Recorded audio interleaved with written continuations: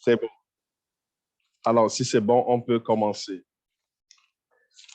Alors, bien-aimés, rebonsoir. C'est un plaisir pour nous, une fois de plus, de nous retrouver en la présence du Seigneur. Alors, nous continuons aujourd'hui notre formation portant sur la louange et l'adoration. Et pour ce jour, je voudrais terminer l'enseignement avec le nouveau sacerdoce et commencer le deuxième chapitre avec vous, le deuxième chapitre qui va porter sur les éléments essentiels de la louange. Alors, rapidement, nous avons dit en fait que la louange et l'adoration représentent l'un des sujets les plus importants de toute la Bible. C'est aussi l'un des sujets les plus négligés. Alors, ne pas pratiquer la louange et l'adoration spirituelle pure, c'est tout simplement négliger, bien aimé, un aspect vital du but principal de notre appel en Jésus-Christ. Donc, la louange est un élément très, très important. Alors, nous avons vu les aspects sacerdotaux de l'Ancienne Alliance. Tout comme dans l'Ancienne Alliance, dans l'Ancien Testament, Dieu avait établi des sacrificateurs. Aujourd'hui, nous sommes des sacrificateurs parce que la Bible dit Jésus a fait de nous un royaume de sacrificateurs pour Dieu le Père. Alors, lorsqu'on parle de la notion de sacrificateur, un sacrificateur, n'est-ce pas, c'est celui-là qui se tient devant la présence du Seigneur. C'est celui-là qui offre des sacrifices au-devant du Seigneur. Et nous avons donc vu les conditions requises dans la Bible, n'est-ce pas, pour exercer, n'est-ce pas, le sacerdoce, pour exercer, n'est-ce pas, notre fonction en tant que sacrificateur. Donc, nous voyons les éléments de l'ancienne alliance se présenter, n'est-ce pas, dans la nouvelle alliance. Parce que nous avons dit en fait que pour exercer, n'est-ce pas, le sacerdoce, alors il fallait, ça se faisait par filiation. Donc, les fils d'Aaron et puis étaient ordonnés comme des sacrificateurs. Nous avons présenté une liste d'éléments que je ne voudrais pas retenir. Et en comparaison, nous avons vu dans le Nouveau Testament que pour exercer le sacerdoce, il faut être fils de Dieu. Il faut être établi comme sacrificateur. Il faut, n'est-ce pas, être parfait. Il faut être purifié. Nous avons vu ces résultats, nous avons vu ces choses-là. Et nous avons dit, nous avons parlé aussi d'une conscience pure. Je pense que c'est ici que nous sommes arrêtés. La conscience pure. Donc, nous avions dit que nous devons avoir en fait une conscience pure. C'est très important pour pouvoir adorer le Seigneur, pour pouvoir pratiquer la louange, parce que la louange est un sacrifice que nous offrons au Seigneur. C'est très important. Et pour se présenter à Dieu, alors nous devons avoir une conscience pure. Nous ne nous approchons plus de Dieu aspergé du sang des animaux. Le sacrifice de Christ, nous avons dit, a accompli tout ce que symbolisait en fait ces sacrifices. Donc maintenant, c'est le sang de Christ qui nous couvre, qui œuvre. Et quand nous approchons donc du Seigneur, tel que Hébreu chapitre 10, le verset 22 le dit, Hébreu 10, verset 22, la Bible dit les cœurs purifiés d'une mauvaise conscience et le corps lavé d'une eau pure. Donc, nous retenons ici en fait que nous devons avoir une conscience purifiée. Alors, la deuxième chose, nous devons avoir des mains pures. Des mains pures lorsque nous nous approchons du Seigneur, lorsque nous voulons louer le Seigneur, lorsque nous voulons célébrer le Seigneur. La Bible le dit dans Jacques chapitre 4, le verset 8, et je vous donnerai également Somme 24, le verset 3 et le verset 4. Donc, je reprends Somme chapitre 24, verset 3 et verset 4, et Jacques chapitre 4, verset 8. La Bible dit, qui s'élèvera jusqu'à son lieu saint? Qui s'élèvera? Quelle est cette personne qui peut s'élever, qui va s'élever jusqu'au lieu saint? La Bible dit, celui qui a les mains innocentes. C'est celui qui a les mains innocentes qui va s'élever jusqu'au lieu saint. Et la Bible dit dans Jacques 4, verset 8, approchez-vous de Dieu et il s'approchera de vous. Bien-aimés, il est important d'avoir les mains pures. Alors, les mains pures, cela veut tout simplement dire que nous devons être propres avant de servir les autres, parce que n'oublions pas que ça soit ici que nous tenons l'adoration, nous sommes comme des canaux. Amen. Donc, nous devons être propres avant de servir les autres. Nous devons consacrer nos mains à l'œuvre du Seigneur et non pas les utiliser pour voler ou pour faire d'autres choses mauvaises. Elles doivent être consacrées pour servir le Seigneur. C'est la raison pour laquelle on parle de mains pures. Donc, on ne doit pas utiliser les mains que le Seigneur nous a données pour faire des mauvaises choses. On ne doit pas utiliser ses mains pour voler, mais ces mains doivent être consacrées pour servir le Seigneur. Alors, on parle aussi d'un cœur pur. Il faut avoir un cœur pur chaque fois que nous voulons rendre une louange, une adoration au Seigneur. La Bible dit dans Somme au chapitre 24, le verset 3 et le verset 4. Somme chapitre 24, verset 3 et verset 4. Alors, la Bible dit, je reprends le même verset, qui s'élèvera jusqu'au lieu saint? Celui qui a le cœur pur. La Bible dit, celui qui a le cœur pur.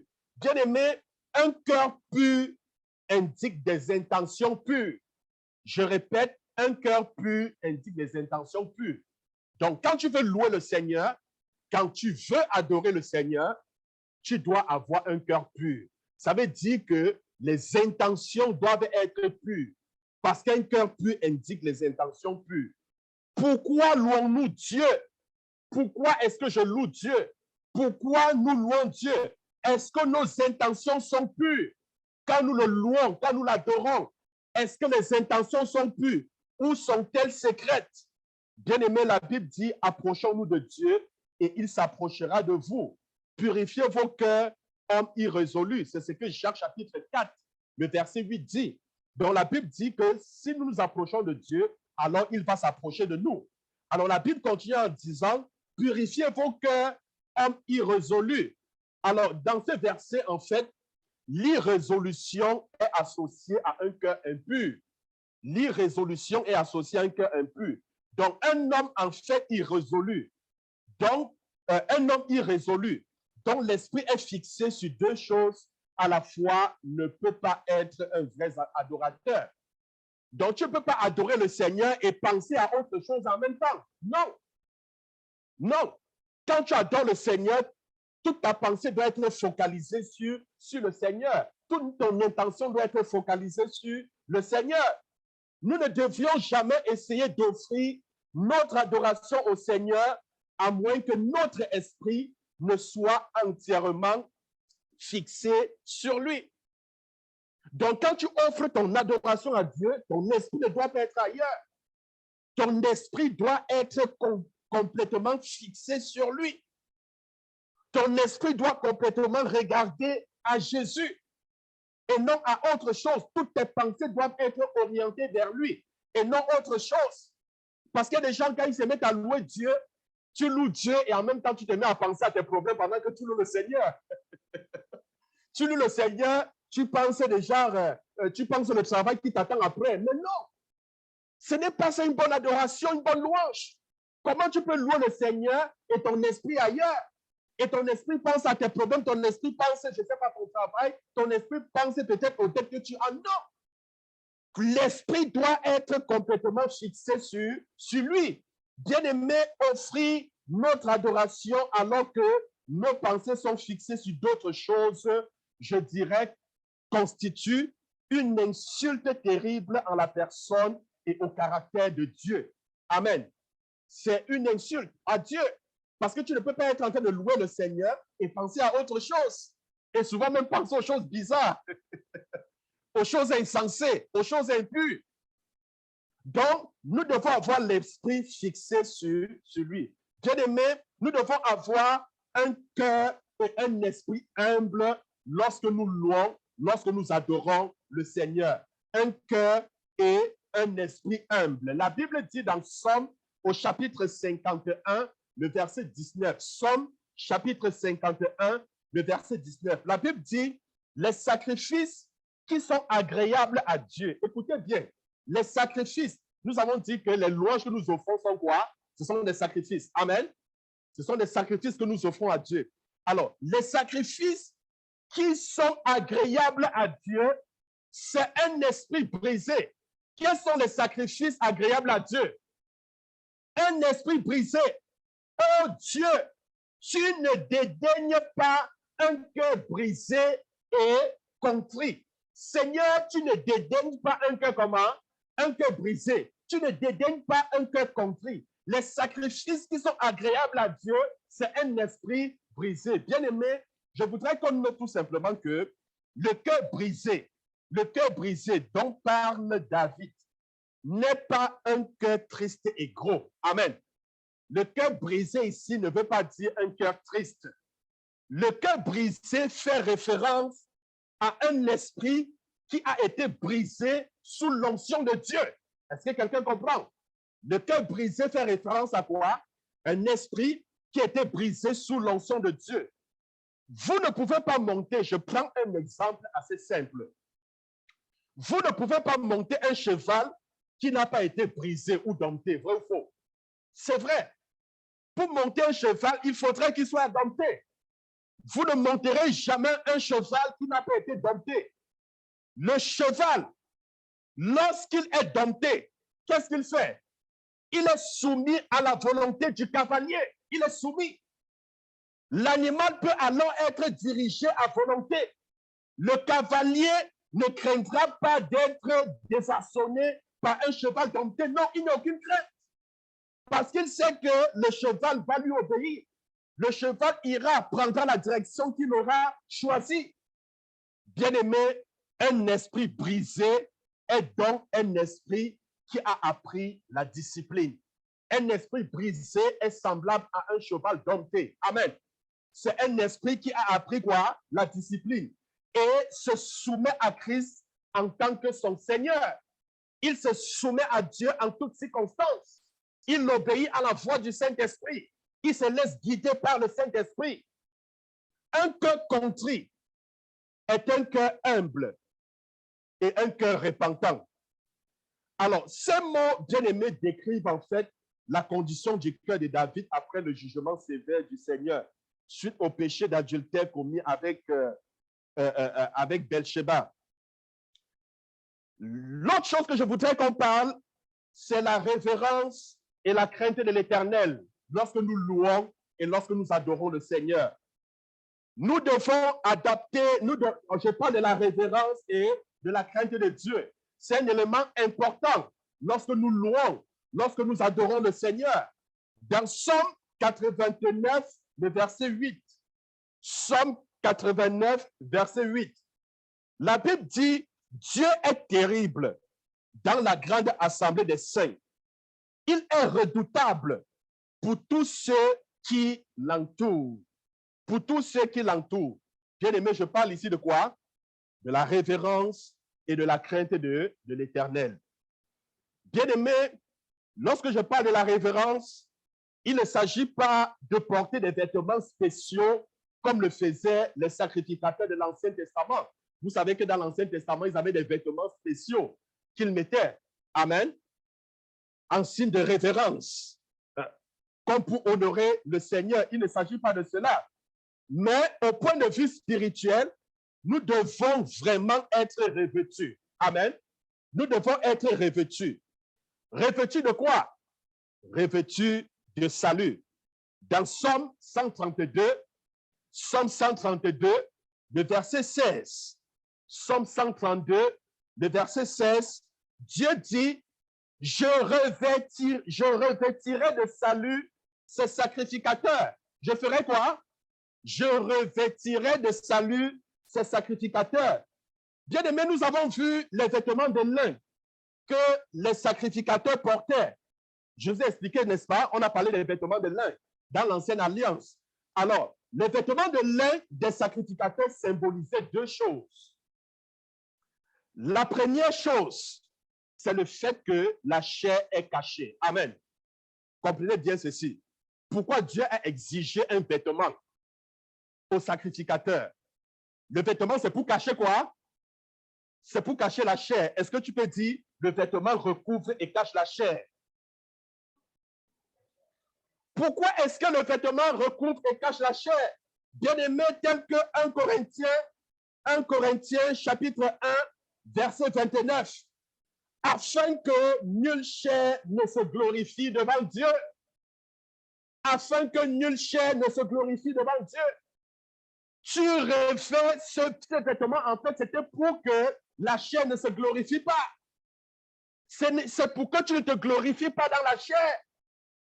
Quand tu es devant le Seigneur, que tu penses que tu es très importante, pour ne pas laisser la place à la chair de s'exprimer, de se glorifier. Amen. C'est ça, le vêtement, le lin, avec lequel, le vêtement avec lequel il s'habillait. La deuxième chose, en fait, c'est la libération de la malédiction de Dieu et des efforts humains. Ça, c'est le deuxième aspect. C'est la libération de quoi? De la malédiction et des efforts humains. Nous savons tous que quand nous faisons des efforts, nous transpirons. Amen. Quand nous faisons des efforts, nous transpirons. Dieu a prescrit en fait d'utiliser du lin pour les vêtements sacerdotaux parce que ce matériel ne provoque pas la transpiration, comme par exemple la laine. Vous savez, quand vous mettez la laine, ça vous fait vraiment transpirer. Mais le lin, par exemple, ça ne fait pas transpirer. Or, la transpiration symbolisait la malédiction de Dieu et l'effort humain. Dans Genèse chapitre 3, le verset 19, lorsque il appela l'homme, alors il prononça des malédictions. Il dit, parce que tu as fait cela, alors à cause de toi, la terre est maudite. Hein? Il dit que tu travailleras, hein? Tu vas manger, hein, à la sueur de ton front. Donc, tu vas fournir beaucoup d'efforts, hein? Et tu vas manger à la sueur de ton front, tu vas transpirer. Donc, cette transpiration-ci, ici, ce n'est pas une bénédiction. On s'entend? C'est une malédiction. Amen. Donc, justement, cela nous libère de quoi? Ces vêtements empêchent justement de transpirer comme une forme de libération, n'est-ce pas, de la malédiction. Bien aimé, le lin peut être purifié entièrement alors que la laine ne peut jamais être purifiée. Amen. La laine ne peut pas être purifiée. Alors, nous devons aussi nous revêtir, n'est-ce pas, d'humilité. C'est très important. Lorsque nous louons et lorsque nous adorons le Seigneur, nous devons nous revêtir de quoi? D'humilité. Est-ce que tu peux dire, tu dois te revêtir d'humilité? Dans 1 Pierre, bien-aimé, dans 1 Pierre chapitre 5, le verset 5, 1 Pierre chapitre 5, verset 5, Dieu nous exhorte en ces termes, revêtez-vous d'humilité. Est-ce que vous avez vu cela? Revêtez-vous de quoi? D'humilité. Car Dieu résiste aux orgueilleux. La Bible nous recommande de nous revêtir d'humilité. Quand nous louons le Seigneur, nous devons nous revêtir d'humilité, nous devons être humbles. Amen. Parce que le Seigneur résiste à qui? Aux orgueilleux. L'orgueil de la chair, bien-aimé, n'a pas de place dans la présence de la chair. Je dis bien, l'orgueil de la chair n'a pas de place dans la présence de Dieu. Elle n'a pas de place. Nous devons également nous revêtir de la justice. Amen. Lorsque nous adorons, lorsque nous louons le Seigneur, nous devons nous revêtir de justice. La Bible dit dans Apocalypse, chapitre 7, le verset 9. Apocalypse, chapitre 7, le verset 9. La Bible dit, une grande foule se tenait devant le trône et devant l'agneau, revêtus de robes blanches et des palmes dans leurs mains. La Bible parle d'une grande foule qui se tenait devant le Seigneur, devant son trône, étant revêtus, n'est-ce pas, de robes blanches. Et Apocalypse 19, le verset 8 nous dit que le fin lin, c'est-à-dire les robes blanches, représentent tout simplement les œuvres justes des saints. Amen. Les robes blanches qui représentent le fin lin dans l'Ancien Testament représentent quoi? Les œuvres justes. Amen. Donc, un véritable adorateur, mais il doit être revêtu de quoi? De la justice. C'est celui-là qui pratique des œuvres justes. Amen. C'est celui-là. Mais c'est pour cela que quand vous lisez Jean 4, hein, où le Seigneur dit, l'heure est venue, hein, où le Père recherche les vrais adorateurs. Donc, vous comprenez qu'il y a des conditions. Est-ce que vous comprenez? Donc, le Seigneur cherche, il cherche les vrais adorateurs. Il cherche ceux qui vont l'adorer en esprit et en vérité. La louange, l'adoration n'est pas aussi facile que nous le pensons. Amen. C'est parce que nous n'avons pas compris que nous prenons à la légère. Nous sommes des sacrifices et nous offrons, n'est-ce pas, des sacrifices de louange devant le Seigneur. Ça demande une préparation. Ça demande une vie. C'est toute une vie qui doit être changée. Est-ce que quelqu'un comprend? Gloire à Dieu. Bien-aimés, nous devons aussi être revêtus de puissance. De puissance. Rappelez-vous que dans Luc chapitre 24, verset 49, Jésus recommanda aux disciples d'attendre à Jérusalem jusqu'à ce qu'ils soient revêtus de la puissance d'en haut. De même que les sacrificateurs des temps anciens étaient oints d'huile avant de commencer leur ministère. De même aussi, nous devons être revêtus de la puissance du Saint-Esprit afin de pouvoir fonctionner de manière adéquate dans notre rôle de sacrificateur. Si tu veux fonctionner de manière adéquate, bien-aimé, comme sacrificateur, tu dois être revêtu de la puissance d'en haut. Amen. Pour offrir à Dieu une bonne louange et adoration, tu dois être rempli du Saint-Esprit. Est-ce que quelqu'un peut dire Amen? Tu dois être oint par Dieu. Même Jésus ne commença pas son ministère avant d'avoir été revêtu de l'Esprit au Jourdain. Lorsque Jésus était baptisé, lorsqu'il sortait des eaux dans Matthieu chapitre 6, Matthieu chapitre 3, d'autant pour moi, verset 16, la Bible dit, le Saint-Esprit est descendu sur lui sous forme de quoi? Sous forme de colombe. Amen. Il était revêtu avant de commencer son ministère. Ne perdons pas de vue. La Bible dit, nous sommes des sacrificateurs. Christ a fait de nous des sacrificateurs pour Dieu le Père. Et nous ne pouvons pas exercer notre sacerdoce. En d'autres mots, je vous ai expliqué sacerdoce. Nous ne pouvons pas exercer nos fonctions si nous ne sommes pas revêtus. C'est important. Amen. Important.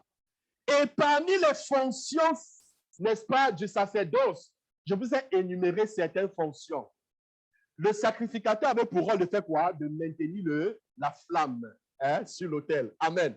Il avait pour rôle de s'assurer que le bois ne manque jamais sur l'autel. Il avait pour rôle d'offrir des sacrifices matin et soir. Amen. Bien-aimé, en tant que sacrificateur, nous devons maintenir la flamme sur l'autel. Amen. Nous devons garder la flamme de l'Esprit. Nous devons garder la flamme, la puissance de Dieu. Gloire à Dieu. Par la louange, par l'adoration, nous devons maintenir la flamme. Parce que la louange, l'adoration maintient la flamme, la puissance de Dieu active dans nos vies. Je n'ai pas compris. Amen. Bien-aimés, en tant que des ministres, en tant que des sacrificateurs de la nouvelle alliance, nous offrons à Dieu notre propre corps. Amen. Nous offrons notre corps. En dehors de la louange que nous offrons quoi? Notre corps comme sacrifice. Dans Romains chapitre 12, le verset 1. Romains chapitre 12, le verset 1. La Bible dit, je vous exhorte donc, frères, par les compassions de Dieu, à offrir vos corps comme un sacrifice vivant, saint, agréable à Dieu, ce qui sera de votre part un culte raisonnable. Amen. Donc, la Bible nous exhorte à offrir quoi? Nos corps comme un sacrifice vivant, comme un sacrifice agréable à Dieu. Alors, bien aimé, le fait de présenter notre être tout entier à Dieu, je dis bien le fait de présenter notre être tout entier à Dieu implique que nous lui appartenons tout entier pour l'éternité. Amen. Le fait de nous donner, le fait de nous présenter entièrement tout notre être à Dieu, ceci montre tout simplement que nous appartenons à Dieu pour l'éternité. Amen. Nous lui appartenons, nous ne nous appartenons pas. Nous sommes formés de trois parties. L'homme est formé de trois parties. L'homme est esprit, l'homme est âme et l'homme est corps. La Bible dit dans 1 Thessaloniciens, chapitre 5, verset 23, et que tout être, l'esprit, l'âme et le corps soient conservés irrépréhensibles. Ça veut dire que l'esprit doit être conservé pour Dieu. L'âme doit être conservée pour Dieu. Le corps doit être conservé, doit être irrépréhensible, doit être sans reproche devant le Seigneur. Est-ce que quelqu'un comprend cela? Parce que nous sommes des sacrificateurs. Mais écoutez, David dit dans Psaume 103, verset 1, il dit, mon âme bénit l'Éternel. Écoutez, il dit, mon âme fait quoi? Mon âme bénit l'Éternel. Tout ce qui est en moi bénit son saint nom. Mon âme bénit l'Éternel. Mon âme bénit l'Éternel. Que tout ce qui est en moi bénisse son saint nom. Bien-aimé, tu dois conserver ton esprit, ton âme, ton corps pour le Seigneur. Amen. Parce que tu appartiens au Seigneur et tu l'appartiens pour l'éternité. Alors, lorsqu'on parle d'un sacrifice de louange, comme la Bible dit dans Hébreux chapitre 13, le verset 15. Hébreux 13, verset 15. En fait, le thème sacrifice de louange suggère qu'il n'est pas toujours facile d'offrir ce type de louange. Amen. Parce que la Bible nous demande d'offrir à Dieu quoi? Des sacrifices de louange. Alors, quand on parle de sacrifice, ça veut dire qu'il n'est toujours pas facile d'offrir ce type de louange, n'est-ce pas? Alors, nous devons louer l'Éternel en tout temps et non pas seulement lorsque c'est facile. C'est ce que ça veut dire. Lorsqu'on parle de sacrifice de louange, ne loue pas seulement le Seigneur quand tout va bien, mais loue aussi le Seigneur quand tout va mal. Gloire à Dieu. Notre sacrifice de louange est le fruit bien-aimé de nos lèvres. Des louanges qui sont exprimées verbalement et de manière audible. Apprenons à louer et à adorer le Seigneur à tout temps, en toutes circonstances, à temps et à contre-temps. Même dans la prison, même dans les moments les plus sombres, les moments les plus difficiles, n'abandonnons pas le Seigneur, mais plutôt louons le Seigneur. Faisons comme Paul et Silas en prison. Lorsqu'ils étaient menottés, lorsqu'ils étaient enchaînés, les portes dans la prison étaient fermées. Qu'est-ce qu'ils ont fait? Mais ils ont loué le Seigneur. Au lieu de blasphémer, au lieu de dire le Seigneur nous a abandonnés, mais non, ils se sont mis à louer et à glorifier le Seigneur. Et le Seigneur les a délivrés. Alléluia. Le Seigneur a agi, bien-aimé. Le Seigneur a agi. Le Seigneur a agi. Bien-aimé, lorsqu'on parle, nous devons en fait louer le Seigneur par des hymnes, par des psaumes, par des cantiques spirituels. L'un des moyens de maintenir la vie remplie de l'esprit, bien-aimé, consiste à chanter. Amen. Ne l'oubliez jamais. Je dis bien, l'un des moyens de maintenir la vie remplie de l'esprit, c'est de chanter. Donc, nous offrons au Seigneur 3 types de chants. Alors, on parle des psaumes, on parle des hymnes et on parle des cantiques spirituels. Les cantiques spirituels, en fait, sont des cantiques spontanés donnés par l'Esprit qui parle de notre besoin et qui répond aux besoins de Dieu, n'est-ce pas, d'être aimé. Nous devons le louer et nous devons l'adorer. La Bible dit, bien aimé, dans Proverbe chapitre 3, le verset 9 et le verset 10. Proverbe chapitre 3, verset 9 et verset 10. La Bible dit, honore l'Éternel avec tes biens et avec les prémices de tout ton revenu. Alors tes greniers seront remplis d'abondance et les cuves regorgeront de mots. Amen. Dans l'ancienne alliance, bien-aimée, Dieu exigeait que les sacrificateurs ne se présentent jamais devant lui avec les mains vides. Amen. Dans l'ancienne alliance, les sacrificateurs ne pouvaient pas se présenter devant le Seigneur les mains vides. Ils devaient toujours apporter une offrande. On peut voir ça dans 1 Chronique, chapitre 16, verset 29. Il y a plusieurs autres versets. Alors, nous ne devions jamais, bien-aimés, dans la nouvelle alliance aussi, nous ne devions jamais nous présenter devant Dieu les mains vides. Est-ce que tu peux dire, ne te présente jamais devant le Seigneur les mains vides. Nous devrions nous approcher de lui avec l'adoration. Nous devions nous approcher de lui avec des louanges. Nous devions nous approcher de lui avec des actions de grâce, en exprimant des cantiques avec notre substance. Est-ce que quelqu'un comprend? Quand tu t'approches du Seigneur, écoutez, la seule chose que le Seigneur attend de nous, c'est quoi? La seule chose que nous offrons à Dieu, c'est quoi? Ce sont nos louanges, c'est l'adoration. C'est tout ce que nous offrons à Dieu. C'est tout ce que nous offrons. Quoi d'autre peux-tu offrir à Dieu? Est-ce que c'est l'argent? L'or et l'argent l'appartiennent. Quoi d'autre peux-tu offrir à Dieu? Amen. Est-ce que c'est le monde? Est-ce que c'est quoi? Bien-aimés, quand nous approchons de Dieu, nous devons toujours lui offrir quoi? La louange, l'adoration, les actions de grâce. Est-ce que quelqu'un peut dire Amen? Alors, rapidement, bien-aimés, nous commençons le deuxième chapitre. On en a terminé avec le premier. Alors, le deuxième chapitre de notre formation sur la louange et l'adoration, nous allons commencer aujourd'hui avec les éléments essentiels de la louange. Donc, nous allons parler, le deuxième chapitre, ce sont les éléments essentiels de la louange. Alors, qu'est-ce que la louange? Parce qu'avant de parler des éléments essentiels de la louange, qu'est-ce que la louange? Qu'est-ce que la louange? Bien-aimés, si nous pouvions disséquer la louange afin de l'analyser, que découvririons-nous? Qu'est-ce que nous pouvons découvrir si on essaie de disséquer la louange? Qu'est-ce qu'on va découvrir? Il y a plein de choses. Quelle est l'essence? Quelle est la substance et la nature de la louange? Qu'est-ce qui constitue la louange réelle? On va répondre à toutes ces questions. Quels sont les éléments essentiels qui entrent en jeu lorsqu'on parle de la louange?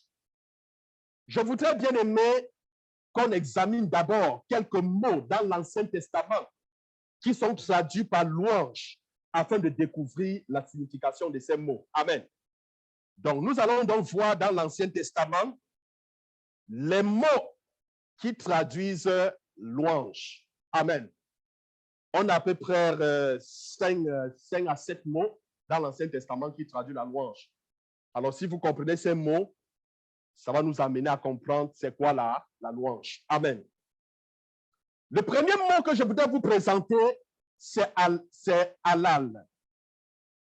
Halal. Alors, halal, c'est H. H comme hôtel, A-L-L-A-L. Halal. C'est le mot, en fait, le plus fréquemment utilisé dans l'Ancien Testament pour la louange. Il est le plus constamment utilisé. Il apparaît environ 88 fois. Sa signification principale est produit un son clair. Ça, c'est la signification principale. Halal, c'est quoi? Produit un son clair. Il signifie encore célébrer, parler avec un grand enthousiasme de quelque chose. Halal, c'est quoi? Produit un son clair. Il signifie célébrer, parler avec un grand enthousiasme de quelque chose, témoigner un grand honneur et une grande admiration au sujet de quelque chose. C'est ce que ça veut dire. Alors, une vraie louange de ce fait devrait avoir un son clair et distinct. Je dis bien, devrait avoir un son clair et distinct. Il ne devrait exister aucune équivoque en ce qui concerne son but. Elle doit être clairement reconnue pour ce qu'elle est. C'est une note de célébration, de glorification de l'Éternel. Elle est là pour honorer, pour glorifier Dieu. Bien-aimé, le deuxième mot dans l'Ancien Testament qui exprime la louange, c'est ilui. Ilui, c'est H comme hôtel, I-L-L-U-W-I. Alors, Ilui ici est un dérivé de halal. C'est ce qui signifie célébration d'action de grâce pour la récolte. Célébration d'action de grâce pour la récolte. Alors, de telles actions de grâce sont rendues pour exprimer en fait la joie suscitée par une récolte fructueuse. Pour illustrer ce point, je voudrais qu'on imagine en fait l'atmosphère qui règne dans une contrée agricole. Après la récolte, les longs mois d'attente anxieuse sont passés. La récolte est sécurisée. Est-ce que vous comprenez? Le dur labeur est terminé. Les outils sont rangés. C'est le moment d'exprimer sa joie pour la réussite de la saison agricole. C'est en fait un moment de joie. Amen. C'est un moment de joie que le peuple exprimait après la récolte. On chante, on danse. La joie est une expression d'action de grâce et de louange. Amen. Les gens chantaient, les gens étaient contents, les gens étaient heureux. Et c'est une expression de louange. Le troisième mot, bien-aimé, dans l'Ancien Testament qui exprime la louange, c'est Tehillah. Tehillah. Alors, Tehillah, c'est T. E, H comme hôtel, I, L, L, A, H. Tehillah est un autre mot dérivé en fait de halal. Toutefois, ce mot met en fait l'accent sur l'action de chanter. Il met l'accent sur quoi? L'action de chanter. Ainsi, nous chantons notre halal, notre célébration. Nous chantons un chant clair de louange à Dieu. Nous le célébrons par des chants. Donc les chants et les hymnes devaient être de manière claire et sans équivoque. Des chants de louange à Dieu. Je dis bien, c'est à Dieu. On ne célèbre pas quelqu'un. Amen. On ne chante pas, ce n'est pas quelqu'un, mais c'est Dieu qu'on célèbre. C'est à Dieu. Amen. C'est à Dieu. Donc, bien aimé, les chants et les hymnes devaient être la manière claire et équivoque, n'est-ce pas, pour célébrer Dieu. Donc, nous devons lui rendre gloire tant par les mots que par la musique. Hein?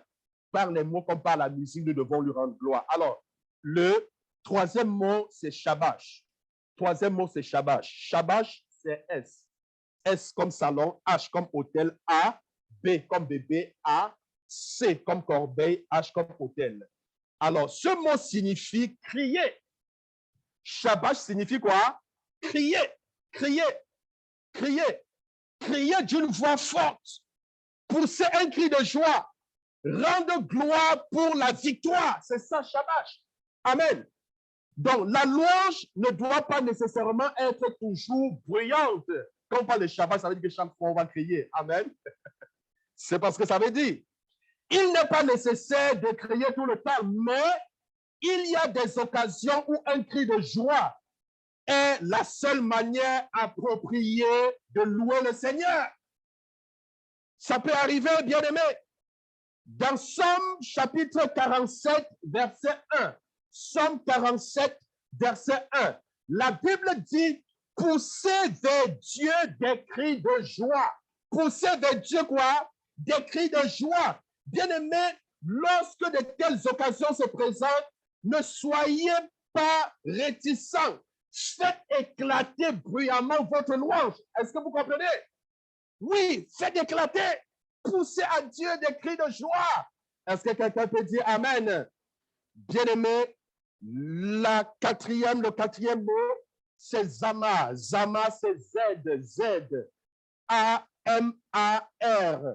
Alors, ce mot signifie toucher ou jouer les cordes. C'est ça, Zama. Zama, Z-A-M-A-R.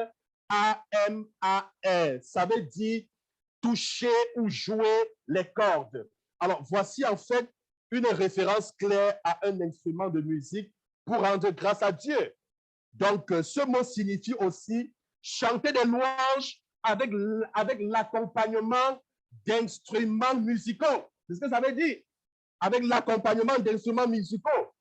Alors, que c'est merveilleux, bien-aimé, de jouer toutes sortes d'instruments, de chanter toutes sortes d'instruments de musique en l'honneur du Seigneur.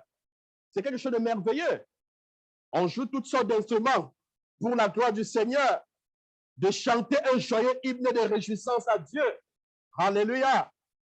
Bien-aimé, le 6e mot, c'est yada. Yada, c'est Y-A-D-A-H.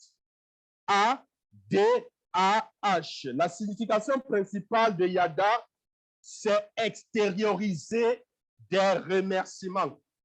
Extérioriser quoi? Des remerciements. Extérioriser des remerciements. C'est une forme de louange. Amen. C'est une forme de louange. Bien-aimé, toutefois, il signifie aussi, yada signifie aussi étendre les mains. C'est donc rendre gloire à Dieu en étendant les mains vers lui. Donc, tu peux étendre les mains, yada, et tu dis, Seigneur, merci, une forme de remerciement. C'est une forme de louange. Seigneur, je te dis merci parce que tu es merveilleux. Je te dis merci, Seigneur, pour ce que tu as fait pour moi. C'est une forme de louange. Gloire à Dieu. Il y a Toda, bien-aimé, qui est le 7e, si je ne me trompe pas. Toda. Toda, c'était O-W-T comme William, D comme Dada, A-H. Toda. Alors, ce mot provient de la même racine que Yada. Si vous voyez, il a la même racine que Yada. Et possède un sens très voisin. Mais il est encore plus spécifique. Il signifie tout simplement étendre la main pour adorer et rendre grâce. Amen. Étendre la main pour adorer et rendre grâce. Et le 8e mot, bien-aimé, c'est barak. Le 8e mot, c'est barak. Barak, ici, c'est s'agenouiller pour adorer. S'agenouiller pour adorer. Alors, ici, la posture même exprime avec force la louange. S'agenouiller devant quelqu'un, c'est manifester quoi? C'est manifester l'humilité devant la personne. Quand vous agenouillez devant quelqu'un, c'est une forme d'humilité devant la personne. C'est démontrer en fait la position et la valeur élevée occupée par le sujet de notre adoration. Quand je me prosterne, quand je me mets à genoux pour adorer le Seigneur, mais écoutez, c'est une forme d'humilité, c'est une forme de démonstration de la position et la valeur élevée occupée par l'adoration. Pour moi, c'est important. Pour moi, c'est précieux. C'est que je dis à Dieu. Gloire à Dieu. Bien-aimés, nous allons voir les éléments de la louange. Amen. Examinons un moment les éléments que nous voyons dans cet thème de louange. Donc, on a décrit les mots de l'Ancien Testament traduits par la louange. Alors maintenant, je voudrais qu'on examine rapidement les éléments que nous voyons dans ces formes de louange. Quels sont les éléments qui ressortent? Le premier élément qui ressort, c'est l'expression physique. Amen. C'est l'expression physique. Est-ce que quelqu'un peut dire l'expression physique? L'expression physique, en fait, est la démonstration des choses perçues spirituellement. C'est la démonstration de quoi? Des choses perçues spirituellement. L'adoration et la louange sont, au prime abord, une réponse interne du cœur à une révélation de Dieu et de sa grandeur. Pour que cette réponse se transforme en vraie louange, elle doit être manifestée. Amen. Elle doit être manifestée. Il y a des sons audibles. La seule exception probable à cet aspect est le mot barak, qui signifie en fait s'agenouiller pour adorer. Alors, une telle posture d'adoration pourrait être adoptée dans le silence, afin d'exprimer, comme on a dit, la valeur élevée que représente le Seigneur. Et lorsqu'on parle des éléments de la louange, je voudrais ressortir l'action physique. L'action physique. Est-ce que quelqu'un peut dire l'action physique? La louange demande une participation physique active. Est-ce que tu peux dire la louange demande une participation physique active? Oui, bien-aimé, la louange demande une participation physique active. Elle ne peut être toujours silencieuse et inactive. On ne peut pas dire qu'on loue le Seigneur et puis tu es là silencieux et tu dis, oh, la louange était super. Mais qu'est-ce que tu as fait? Tu étais silencieux. Mais non, tu n'as pas loué. Mais c'est celle qui était devant qui a loué. Toi, tu n'as pas loué. Donc, souvent, quand on parle de la louange, on a l'impression que c'est le canal que Dieu a choisi qui loue. Mais on se rend compte que la congrégation, il y en a qui ne louent pas. Il y en a qui n'adorent pas. Ce n'est pas la louange. Tu n'étais qu'un spectateur. Tu n'étais pas un acteur dans la louange. Est-ce que quelqu'un comprend? La louange demande une participation physique active, bien-aimé. Ce n'est pas un concert de musique où quelqu'un se tient, il chante, il est au piano et puis il chante. Les autres sont là. Après, on dit que non, c'était formidable. Non, ce n'est pas ça la louange. Tu dois participer. Gloire à Dieu. Donc, bien-aimé, elle ne peut être toujours silencieuse, inactive. La louange implique une action de notre part. Une action de notre part. Amen. L'autre élément de la louange qui ressort, c'est la libération d'émotions. La louange est un moyen utilisé par Dieu pour nous permettre de libérer nos émotions. Amen. Louer Dieu n'est pas exercé, ce n'est pas un exercice des émotions. Amen. Qu'on ne confonde pas. Ce n'est pas, quand tu loues Dieu, ce n'est pas un exercice d'émotion. C'est une activité spirituelle. Mais toutefois, la louange nécessite la libération d'émotions. Beaucoup de chrétiens ont peur de libérer leurs émotions lorsqu'ils sont dans la louange ou alors lorsqu'ils sont en train d'adorer le Seigneur. Ils ont peur de libérer les émotions.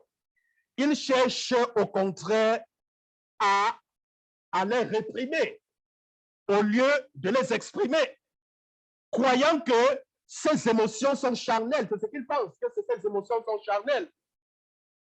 Une expression bien-aimée de louange conforme à la Bible implique une libération positive et contrôlée d'émotions. Est-ce que quelqu'un peut dire Amen? Je répète, une expression de louange, je dis bien une expression de louange, conforme à la Bible, implique une libération positive et contrôlée d'émotions. Dieu nous a donné nos émotions. Ça ne vient pas de nous, c'est Dieu qui nous a donné les émotions. Amen. C'est comme ça que Dieu nous a fait. Dieu nous a donné des émotions et elles ont pour but de le glorifier. David dit que tout ce qui est en nous doit bénir le nom du Seigneur. C'est parce qu'il dit dans Psaume 103, verset 1, que tout ce qui est en moi bénisse le Seigneur, loue le Seigneur. Que tout ce qui est en moi, tout ce qui est en moi, ceci inclut aussi quoi? Mais ça inclut nos émotions. Parce que nos émotions font partie de nous. Ça fait partie de nous. Ne les réprimez pas, non. Exprimons-les de manière positive. Les émotions humaines doivent s'exprimer. Est-ce que tu peux dire les émotions humaines doivent être exprimées? Alors, bien-aimés, comprenons que si nous n'exprimons pas, je dis bien si nous n'exprimons pas nos émotions de manière positive et saine, elles seront alors libérées de manière négative. Elles seront libérées de manière négative et je dirais même malsaine. Bien-aimé, louer Dieu est la façon, je dis bien louer Dieu est la façon la plus saine. C'est la façon la plus saine de libérer vos émotions. Louer Dieu est la façon la plus saine de libérer quoi? Vos émotions. C'est la façon que Dieu a établie, je dirais, en ce sens. Amen. Et lorsqu'on parle des éléments de la louange, l'autre élément qui ressort, c'est la révérence. La révérence. Toute expression véritable de louange devrait exprimer en fait la révérence. Amen. La révérence consiste à témoigner de manière adéquate son profond respect et sa vénération à l'égard de quelqu'un. C'est ça la révérence. Vous témoignez de votre respect. Vous vénérez quelqu'un. L'expression de la louange ne devrait jamais dégénérer vers l'irrévérence. Louer Dieu n'est pas un simple moyen de nous amuser. Est-ce que vous comprenez? Ce n'est pas un moyen de nous amuser. Donc, quand nous voulons louer le Seigneur, là, ce n'est pas... Non, non, non, non. Dans la louange, témoignons, nous devons... il doit avoir, nous devons, des signes de révérence. On doit honorer, on doit vénérer, on doit respecter Dieu. Amen. Ce n'est pas un exercice d'amusement. La louange n'est pas principalement pour le plaisir de l'homme, bien que nous prenions plaisir dans l'expression de la louange. Bien-aimés, en libérant nos émotions dans la louange, ce qui est légitime et biblique, nous devons soigneusement éviter de tomber dans des excès de démonstrations purement charnelles. Dans la démonstration purement charnelle, donc on doit éviter ce genre d'excès. Donc la vraie référence est toujours un élément essentiel de la louange. Amen. Tu peux témoigner ton respect, tu peux vénérer le Seigneur de plusieurs manières. Amen. Peut-être quand tu te mets à adorer le Seigneur, le fait peut-être de te mettre à genoux, amen, c'est un signe d'humilité, de respect, ça dépend. Amen. Tu peux te lever, tu peux lever les mains, gloire à Dieu, respecter sa présence. Amen. Ne pas aller jouer sur ton téléphone pendant qu'on est en train de louer. Ou alors tu reçois un appel, tu ouf, Seigneur, attends, je vais d'abord répondre à l'appel avant de venir continuer. C'est un manque de respect. Amen. Vis-à-vis du Seigneur. Donc, on doit le respecter. C'est très important. Gloire à Dieu. Alors, pourquoi? Je prends 5 à 7 minutes pour aborder cette phase et puis nous allons continuer prochainement. J'ai encore 5 minutes. Pourquoi devons-nous louer l'Éternel? Pourquoi? Je vais vous présenter, bien-aimés, ces 13 raisons pour lesquelles nous devons louer le Seigneur. Tu te poses la question, mais pourquoi? On a vu ce quoi la loi, ainsi de suite. Mais pourquoi devrais-je louer le Seigneur? Quelle est la raison ou les raisons pour lesquelles je dois louer le Seigneur? Bien-aimé, la Bible dit dans Psaume 149, le verset 1. Psaume 149, verset 1, la Bible dit chanter à l'Éternel. Chanter à qui? Chanter à l'Éternel. En d'autres termes, chanter à l'Éternel parce qu'il est Seigneur. Amen. Il est Seigneur. Il est l'autorité suprême. Mais pourquoi je dois louer le Seigneur? Pourquoi est-ce que je dois louer Dieu? Mais parce qu'il est Dieu. Parce qu'il est l'autorité suprême. Parce qu'il est la plus haute puissance. Parce qu'il est le roi des rois. Il est le Seigneur des seigneurs. Mais en dehors de lui, il n'y a pas d'autre Dieu. Il est le seul et le véritable Dieu. C'est une raison principale pour moi de louer et d'adorer le Seigneur. Il était avant toute chose et c'est lui qui a créé tout ce que nous voyons. De ce fait, bien-aimé, il est au-dessus de tout. La Bible dit dans Psaume 48, le verset 2, Psaume 48, verset 2, la Bible dit, l'Éternel est grand, il est l'objet de toutes les louanges. L'Éternel est comment? Il est grand. Et il est l'objet de quoi? De toutes les louanges. Il est grand, il est l'objet de toutes les louanges. Pourquoi dois-je louer le Seigneur? Deuxième point, parce que la louange glorifie Dieu. Parce que la louange glorifie Dieu. Je loue le Seigneur parce que la louange glorifie le Seigneur. Amen. La Bible dit dans Psaume 50 au verset 23. Psaume chapitre 50, verset 23. Celui qui offre pour sacrifice des actions de grâce me glorifie. Celui qui fait quoi? Qui offre pour sacrifice des actions de grâce me glorifie. Bien-aimé, quand tu offres la louange à Dieu, et tu le glorifies. Alléluia. Tu le glorifies. Glorifier Dieu devrait être le plus grand désir de tout le peuple de Dieu. Glorifier Dieu devrait être notre raison d'être. Parce qu'en fait, c'est ce que nous allons faire lorsque nous serons au ciel. Nous allons le glorifier tous les jours. Amen. Tu ne dois pas te lever et dire, je m'en vais à mon boulot. Non, c'est la seule job que tu auras à faire. Amen. Le glorifier. Alléluia. Bien-aimé, je vais donc m'arrêter sur ce point. Amen. Et nous allons donc poursuivre les autres. Nous allons voir prochainement les autres raisons pour lesquelles nous devons louer le Seigneur.